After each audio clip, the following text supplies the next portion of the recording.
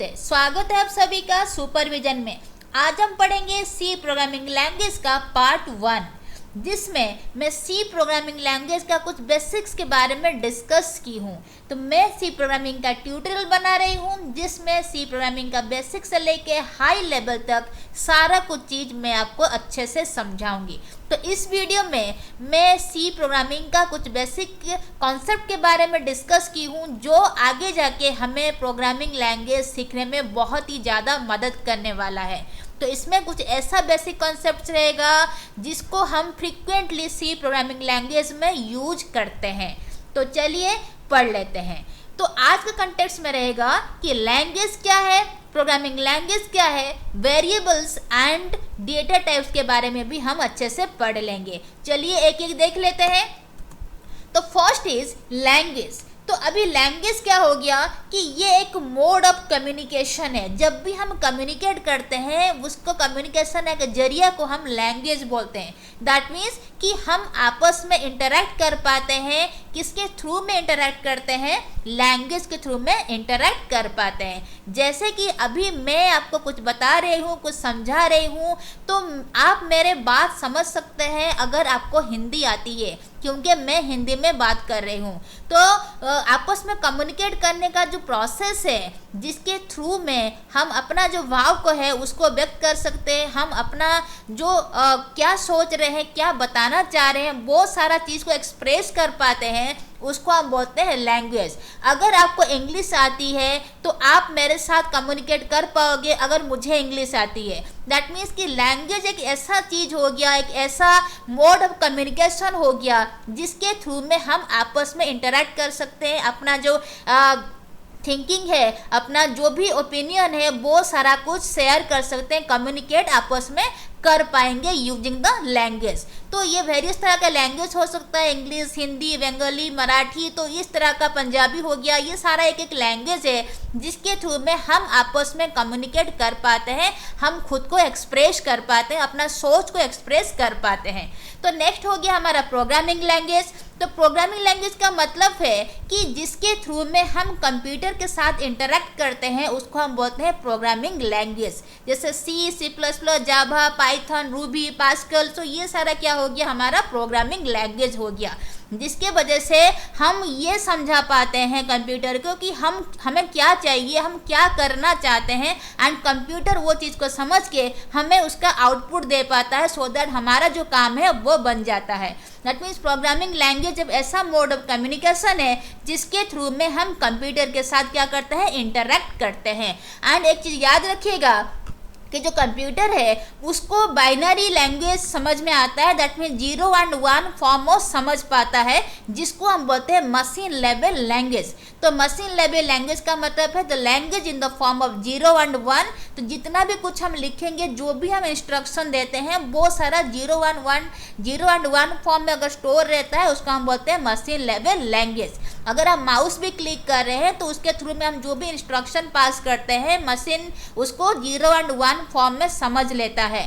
That means कि machine हमेशा 0 and 1 form, that is machine level language ही समझता है। लेकिन मशीन लेवल लैंग्वेज जो होता है ह्यूमन रीडेबल फॉर्म में नहीं होता है, हम उसको इजीली पढ़ नहीं सकते, हम उसको याद नहीं रख सकते। लेकिन हम क्या कर सकते हैं? हम high level language, that means C, C plus plus, Java, ये सारा चीज़ को समझ सकते हैं।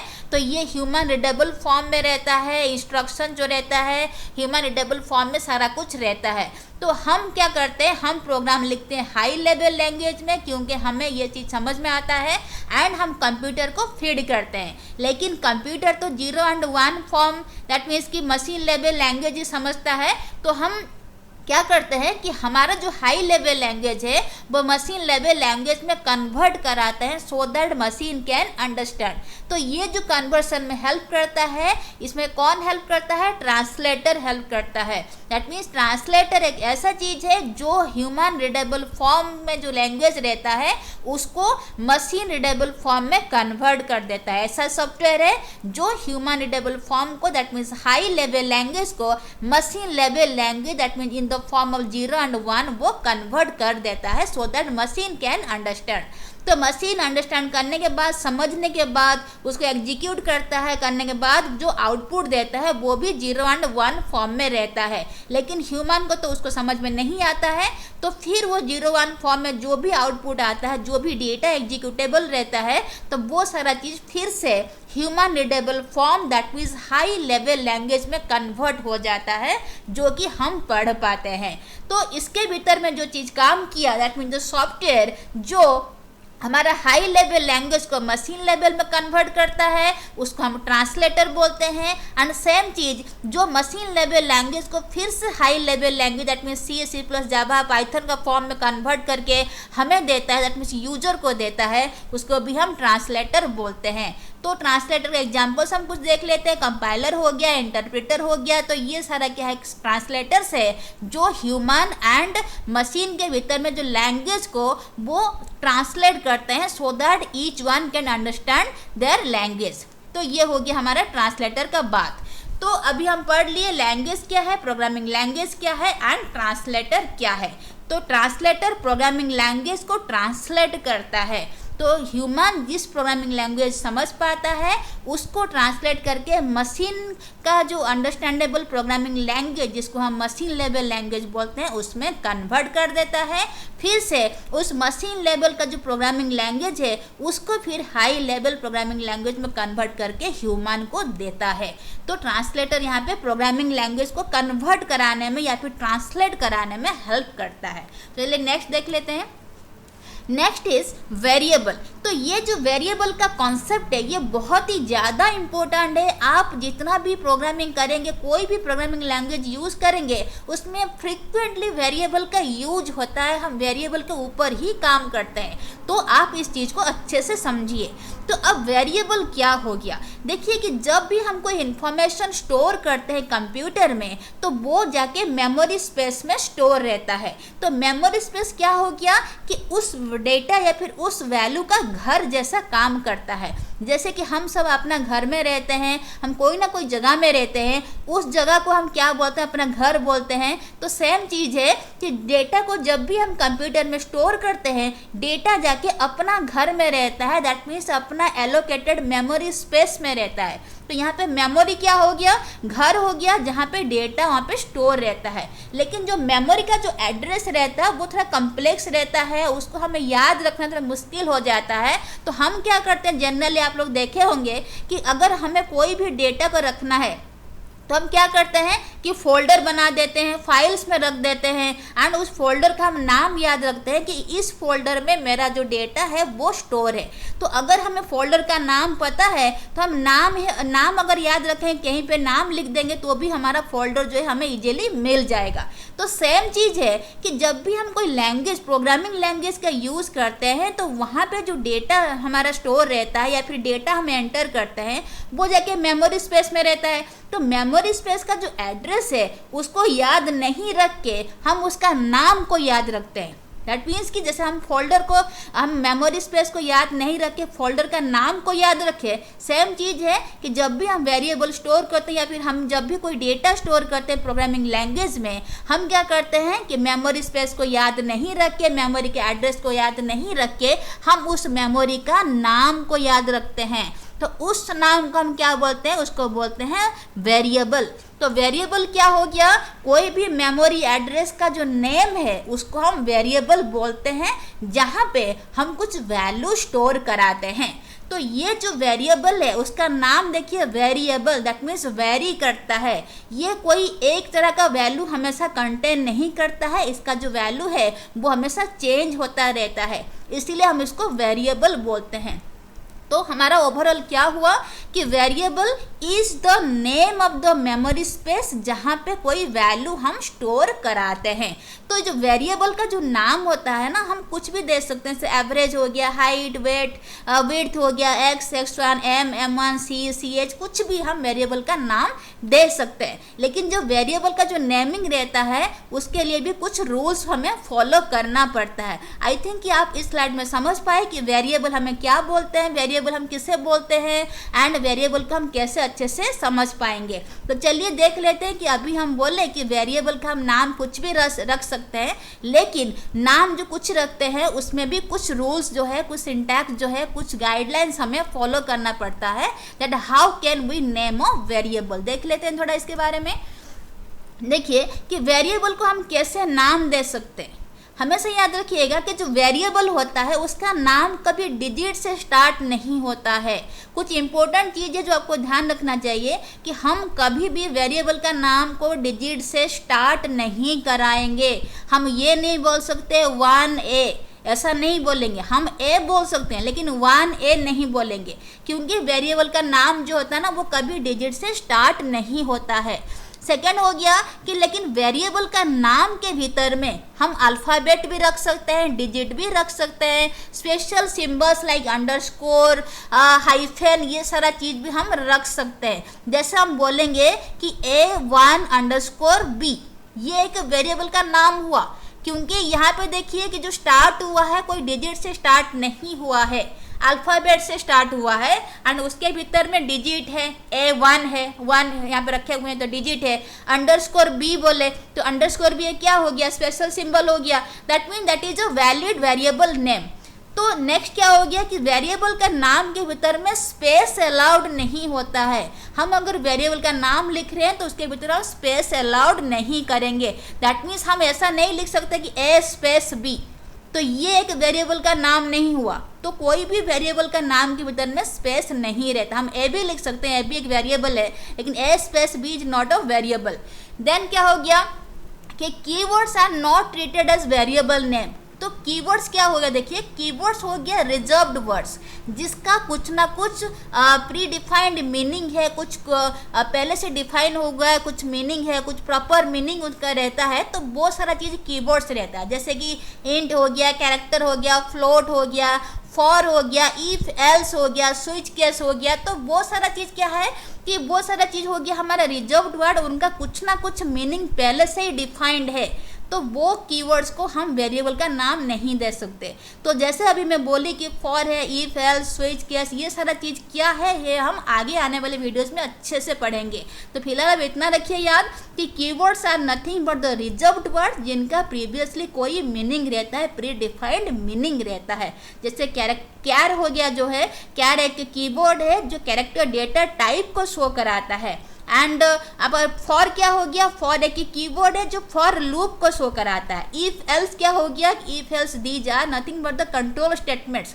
तो सबका कुछ ना कुछ मीनिंग रहता है। तो हम आगे आने वाले वीडियो में पढ़ेंगे कि कीवर्ड्स क्या होता है, कितना तरह का कीवर्ड है, क्या क्या कीवर्ड हम यूज कर सकते हैं।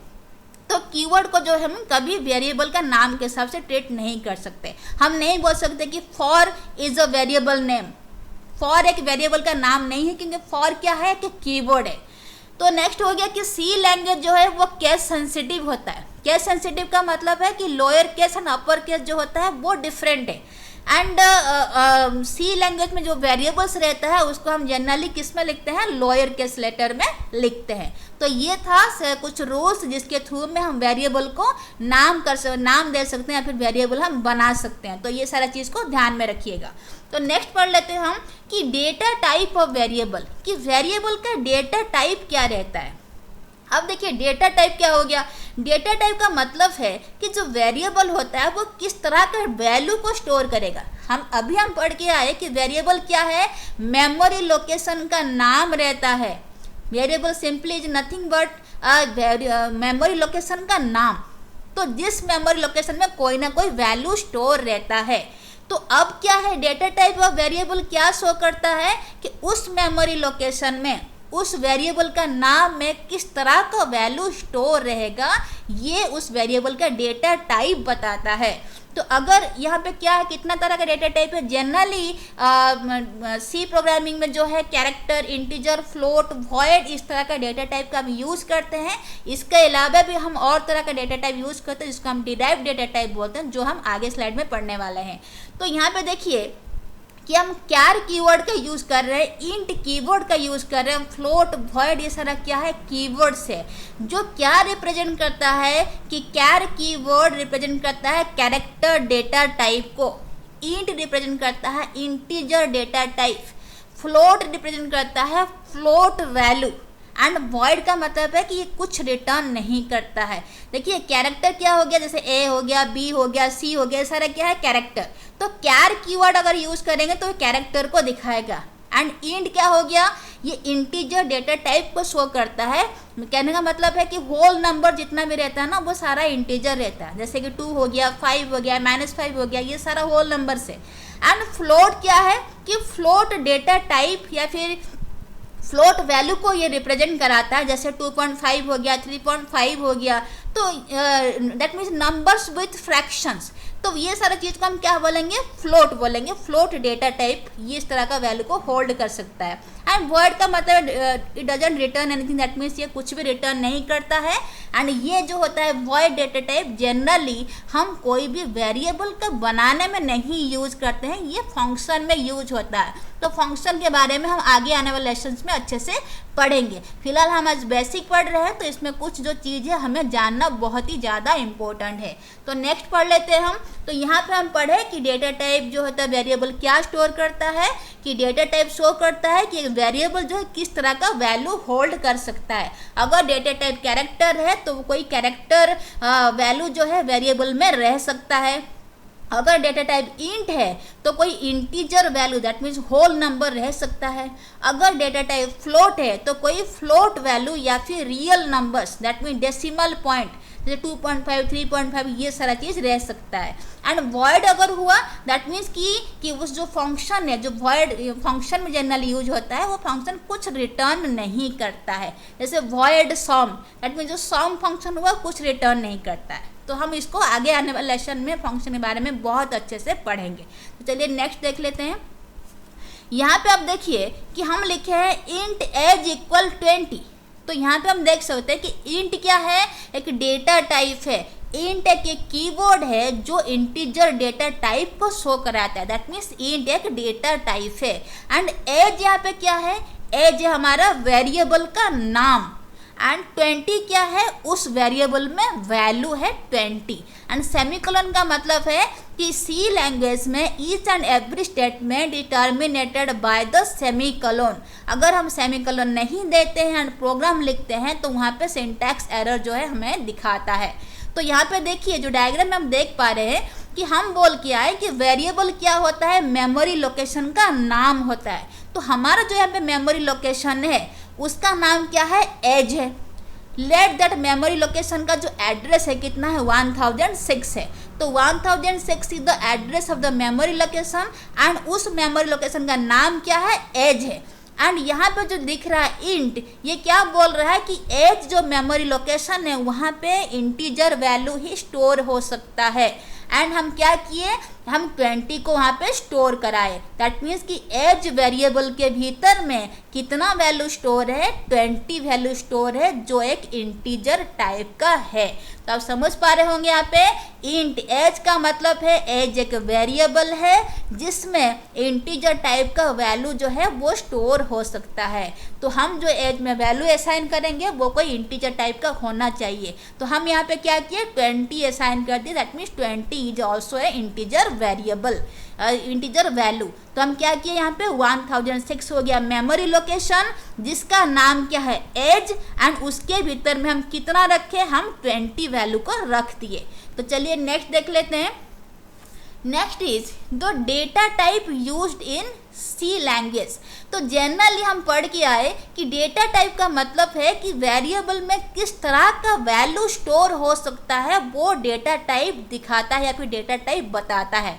तो सी में हम जनरली दो तरह के डेटा टाइप यूज करते हैं। ब्रॉडली जो डेटा टाइप होते हैं दो तरह में कैटेगरी में कैटेगराइज होता है। तो पहला है प्राइमरी डेटा टाइप, सेकेंड है डिराइव्ड डेटा टाइप। तो प्राइमरी डेटा टाइप को हम बोलते हैं प्रिमिटिव डेटा टाइप और फंडामेंटल डेटा टाइप भी बोला जाता है। एंड ये जो है प्रिमिटिव डेटा टाइप और प्राइमरी डेटा टाइप, ये मोस्ट फ्रिक्वेंटली आपको सी प्रोग्रामिंग लैंग्वेज में देखने को मिलेगा। हम इसका बहुत ही ज़्यादा यूज करने वाले हैं।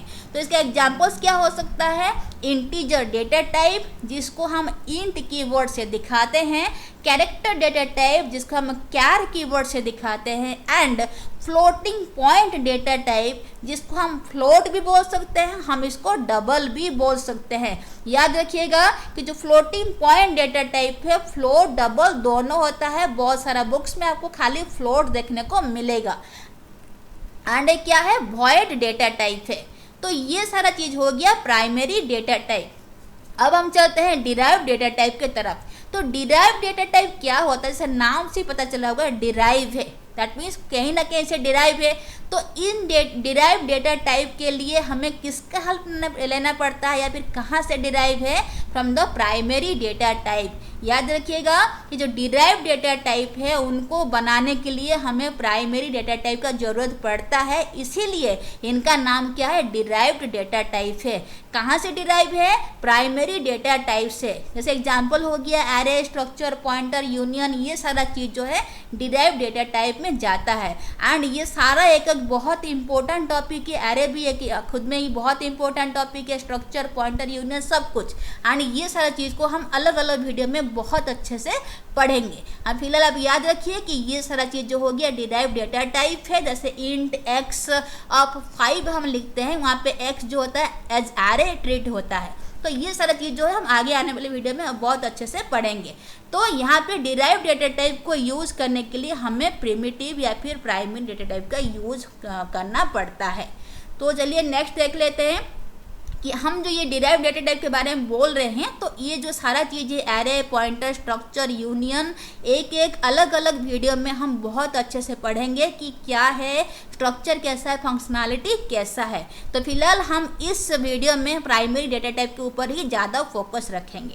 चलिए नेक्स्ट देख लेते हैं।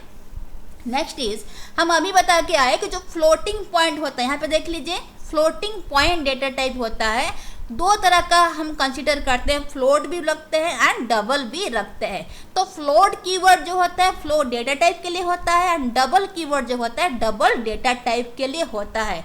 ध्यान रखिएगा कि दोनों जो फ्लोट एंड डबल होता है, दोनों ही real number with decimal point है। दैट मीन दोनों ही डेसिमल पॉइंट को ही रखे, डेसिमल तरह का वैल्यू रखते हैं। दैट मीन्स कि अगर हम बोल रहे हैं फ्लोट एक्स, इसका मतलब है कि x वेरिएबल में डेसिमल पॉइंट, डेसिमल तरह का वैल्यू ही रहेगा। 2.5 हम रख सकते हैं। अगर मैं बोले हूँ डबल ऑफ f या फिर डबल f अगर बोल रहे हूँ, तो f क्या है? f एक वेरिएबल है जो डबल टाइप का वैल्यू स्टोर करेगा। दैट मीन्स f के भीतर में मैं 34.2 रख सकती हूँ। तो ये है, तो दोनों ही फ्लोट एंड डबल जो है ना फ्लोटिंग पॉइंट डेटा टाइप में जाएगा, लेकिन दोनों में खाली साइज का ही अंतर है।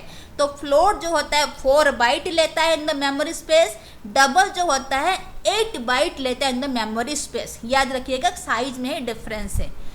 तो यहाँ पे देखिए कि वॉइड डेटा टाइप है, तो वॉइड का मतलब है नथिंग। तो ये डेटा टाइप जहाँ यूज होता है मतलब कि वो कुछ रिटर्न नहीं करता है।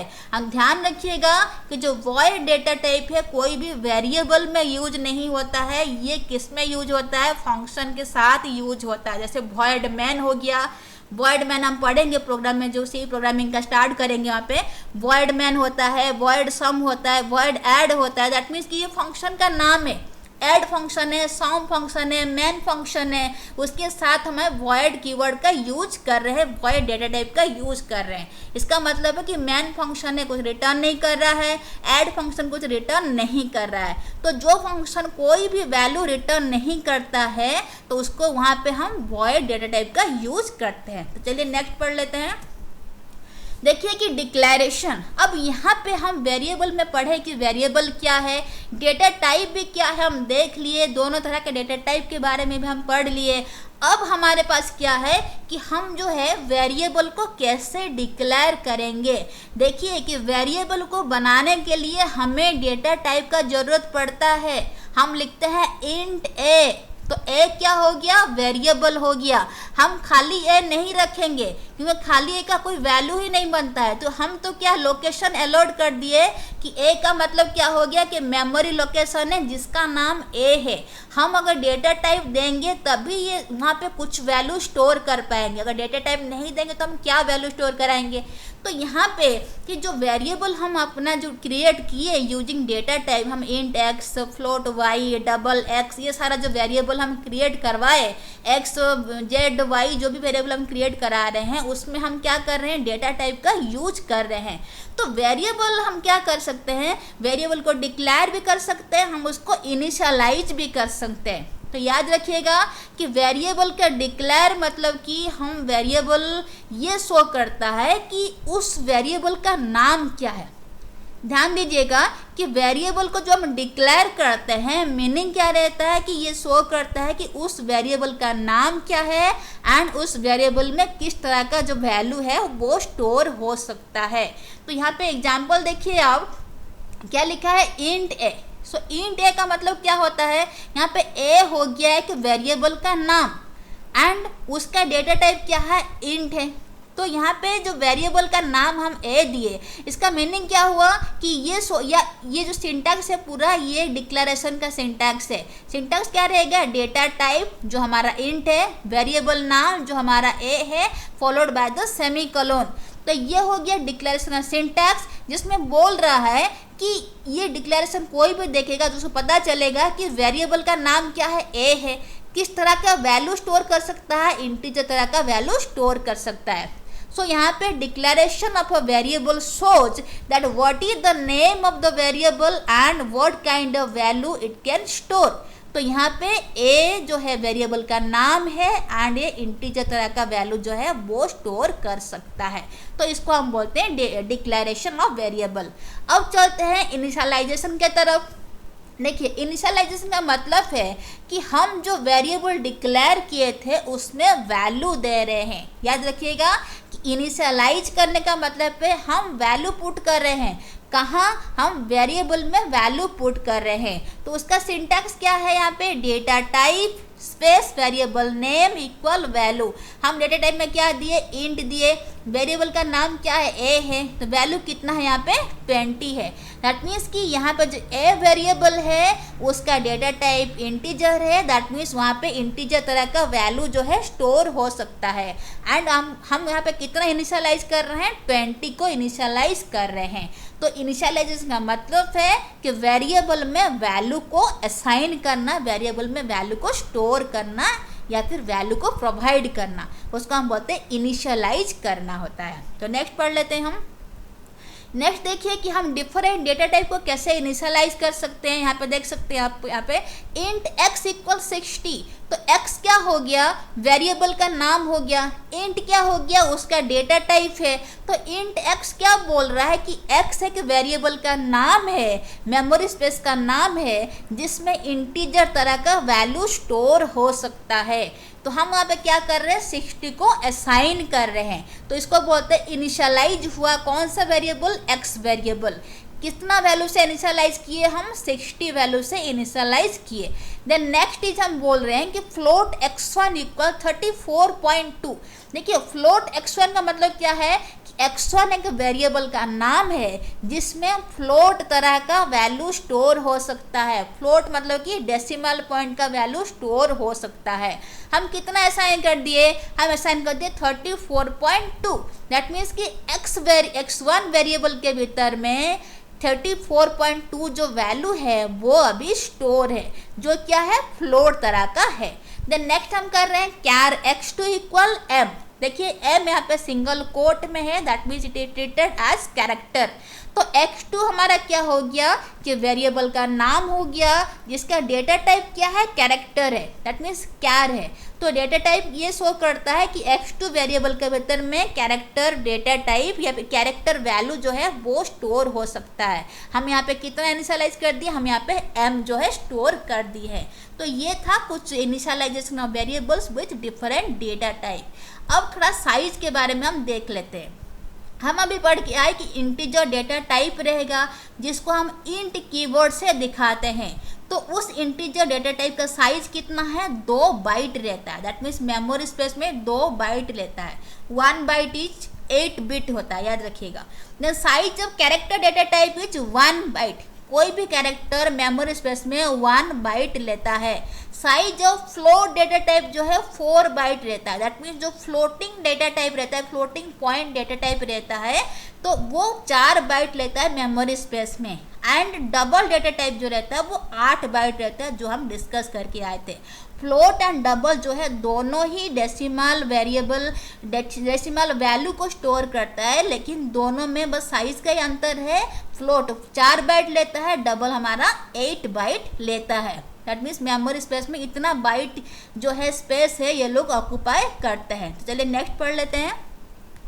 नेक्स्ट इज देखिए कि अभी हम पढ़ के आए कि जितना भी डेटा टाइप रहता है जिसके थ्रू में हम वेरिएबल्स क्रिएट करते हैं, तो उस डेटा टाइप का कुछ ना कुछ साइज रहता है, जो हम पढ़ के आए कि ये इंटीजर, कैरेक्टर, फ्लोट, डबल का ये सारा साइज है।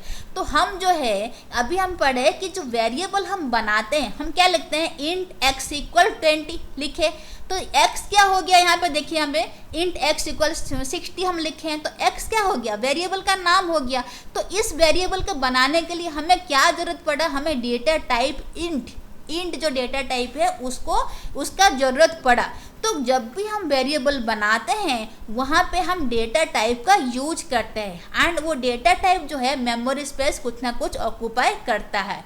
तो हम क्या कर सकते हैं कि वो जो data type memory space occupy किया उसको हम बढ़ा भी सकते हैं, उसको हम घटा भी सकते हैं यूजिंग सम मॉडिफायर्स। तो सी प्रोग्रामिंग में 2 तरह का मॉडिफायर यूज होता है, जिसको हम बोलते हैं साइज मॉडिफायर, एक बोलते हैं साइन मॉडिफायर। तो ये जो मॉडिफायर है उनका काम क्या हुआ कि साइज मॉडिफायर वेरिएबल का साइज को मॉडिफाई करता है, दैट मीन्स कम भी कर सकता है, ज़्यादा भी कर सकता है। एंड साइन मॉडिफायर क्या करता है, वेरिएबल का जो साइन है उसको चेंज करता है। तो हम यहाँ पे देखें कि साइज मॉडिफायर जो है integer and double data type के ऊपर ही एप्लीकेबल है, वो कैरेक्टर या फिर फ्लोट डेटा टाइप के ऊपर एप्लीकेबल नहीं है। तो यहाँ पे देख लिए हम। तो नेक्स्ट पढ़ लेते हैं क्या रहेगा। यहाँ पे देखिए हम यूज कर रहे हैं साइज मॉडिफायर। तो साइज मॉडिफायर क्या करता है कि जो वेरिएबल है उसको साइज को मॉडिफाई करता है। हम अभी पढ़े कि साइज में यहाँ पे देखिए इंटीजर का जो इंटीजर डेटा टाइप रहता है उसका कुछ साइज रहता है, जैसे 2 बाइट हम पढ़ के आए। डबल का भी अपना कुछ साइज रहता है, फ्लोट का भी अपना कुछ साइज रहता है। एंड ये साइज मॉडिफायर जो 2 तरह का होता है कि शॉर्ट होता है या फिर लॉन्ग होता है। ध्यान रखिएगा कि शॉर्ट साइज मॉडिफायर होता है एंड लॉन्ग साइज मॉडिफायर होता है। तो यहाँ पे देखिए अगर हम यूज कर रहे हैं इंट ए, हम जनरली यूज करते हैं इंट ए, अगर वहाँ पे हम शॉर्ट यूज किए, दैट मीन्स कि जो ए वेरिएबल है वो शॉर्ट इंट तरह का है, दैट मीन्स कि मेमोरी स्पेस कितना लेगा, 2 बाइट लेगा। अब हम यूज कर रहे हैं लॉन्ग इंट ए, तो हम क्या किए कि ए वेरिएबल जो है लॉन्ग इंट तरह का है, दैट मीन्स कि a variable 4 byte memory space लेगा। लॉन्ग मतलब कि थोड़ा सा मेमोरी स्पेस ज़्यादा हो जाता है। एंड हम क्या यूज किए, लॉन्ग डबल। तो डबल जो होता है 8 बाइट लेता है। हम पढ़ के आए थे कि डबल जो होता है वो 8 बाइट लेता है। यहाँ पे देखिए, तो अगर हम यूज कर रहे हैं लॉन्ग डबल, इसका मतलब क्या है कि उस वेरिएबल जो लॉन्ग डबल टाइप का है वो मेमोरी स्पेस कितना ऑक्यूपाई करता है, 10 बाइट जो है ऑक्यूपाई करता है। तो हम यहाँ पे short and long size modifier use किए, जो मेमोरी साइज को थोड़ा मॉडिफाई कर दिया, किसका, वेरिएबल का। हम कैरेक्टर फ्लोट के ऊपर ये जो साइज मॉडिफायर है ये यूज नहीं कर सकते।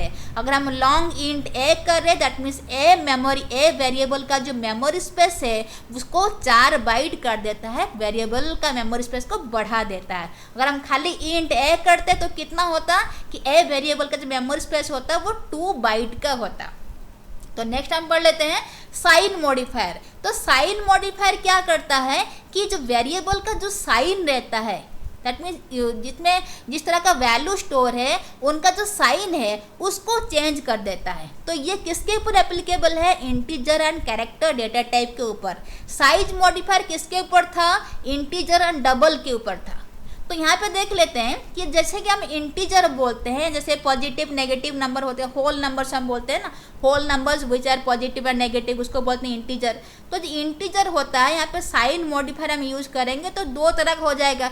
तो साइन मॉडिफायर जनरली दो तरह का होता है, ऑन साइंड एंड साइंड। जैसे साइज मॉडिफायर दो तरह का हुआ, शॉर्ट एंड लॉन्ग। ध्यान रखिएगा कि size modifier is of two types, short size modifier, long size modifier. तो हम यूज करेंगे तो मेमोरी स्पेस में मॉडिफिकेशन होता है। तो हम इसको लिखने का तरीका ये है, लॉन्ग लिखेंगे इंटीजर ए या फिर लॉन्ग डबल ए, तो इस तरह का हम लिख सकते हैं। यहाँ पे हम पढ़ रहे हैं साइन मॉडिफायर। तो साइन मॉडिफायर दो तरह का होता है, एक होता है साइंड मॉडिफायर, एक होता है अनसाइंड मॉडिफायर। तो ये क्या करता है कि ये कोई भी वेरिएबल का जो साइन है, वैल्यू का जो साइन है, उसको चेंज करता है या फिर मॉडिफाई करता है। तो ये किसके ऊपर एप्लीकेबल है? इंटीजर एंड कैरेक्टर के ऊपर। अब देखिए हम क्या लिखते हैं, अगर हम लिखे इंट ए, तो इंट ए का मतलब है कि जो ए वेरिएबल है वो बाय डिफॉल्ट ऑन साइंड है। ऑन साइंड का मतलब है कि ऐसा होल नंबर जो खाली पॉजिटिव है, क्योंकि हमें पता है इंटीजर में क्या रह सकता है, पॉजिटिव और नेगेटिव दोनों रह सकता है। अगर हम खाली पॉजिटिव को ले रहे हैं तो क्या होगा, वो ऑन साइंड इंटीजर होगा। जैसे int B equal 5, only 5 is the positive number. तो बी यहाँ पे क्या हो गया कि ऑन साइंड इंटीजर तरह का वेरिएबल है। देन अगर साइंड इंटीजर लिए दैट मीन्स वो क्या होगा, नेगेटिव होगा। दैट मीन्स हम क्या लिख सकते हैं यहाँ पे, unsigned int C equal -3 या फिर इंट सी इक्वल -3, ये भी लिख सकते हैं।